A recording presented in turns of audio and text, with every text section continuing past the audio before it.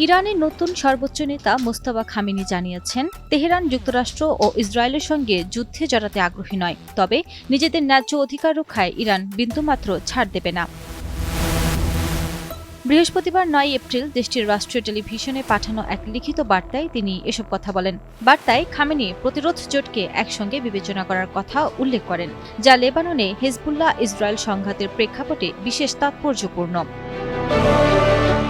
এদিকে মার্কিন president Donald ট্রাম্পের কঠোর হুমকির মধ্যে ওয়াশিংটনের সঙ্গে ২ সপ্তাহের সাময়িক যুদ্ধবিরতিতে সম্মত হয়েছে ইরান। একে ভবিষ্যতে শান্তি আলোচনার পথ হিসেবে দেখা হচ্ছে। তবে খামেনি জোর দিয়ে বলেন, আলোচনার টেবিলে ইতিবাচক ফলাফল পেতে জনগণের রাজপথের আন্দোলন অব্যাহত রাখা জরুরি।